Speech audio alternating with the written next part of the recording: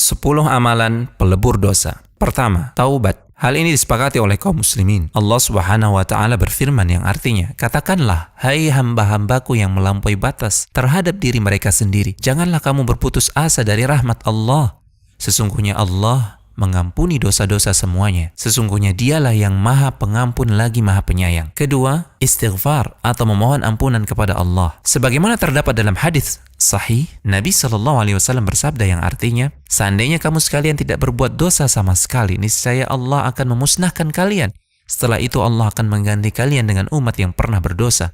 Kemudian mereka akan memohon ampunan kepada Allah dengan beristighfar, dan Allah pun pasti akan mengampuni mereka." Ketiga, melakukan amalan kebaikan sebagai pelebur dosa. Allah Subhanahu wa taala berfirman yang artinya, "Dan dirikanlah salat itu pada pagi dan petang dan pada sebahagian permulaan malam. Sesungguhnya perbuatan-perbuatan yang baik itu menghapuskan dosa perbuatan-perbuatan yang buruk."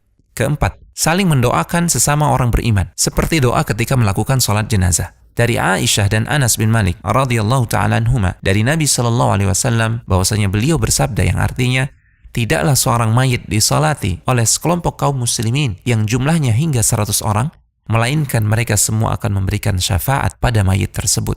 Kelima, amalan kebaikan yang ditujukan untuk mayit. Contohnya adalah sedekah. Amalan sedekah ini bermanfaat bagi mayit berdasarkan dalil yang sahih. Nabi SAW bersabda yang artinya, "Barang siapa yang mati dalam keadaan masih memiliki hutang puasa, maka ahli warisnya melakukan puasa untuknya."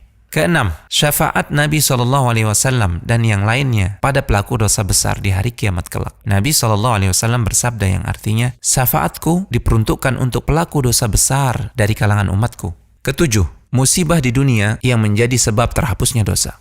Nabi SAW bersabda yang artinya, "Tidaklah menimpa seorang mukmin berupa rasa sakit yang terus-menerus, rasa capek, kekhawatiran pada pikiran, sedih karena sesuatu yang hilang, kesusahan hati atau sesuatu yang menyakiti, sampai pun duri yang menusuknya, melainkan itu semua akan menghapuskan dosa-dosanya." Kedelapan, ujian di alam kubur, termasuk siksaan di alam kubur yang menjadi sebab terhapusnya dosa-dosa seorang hamba.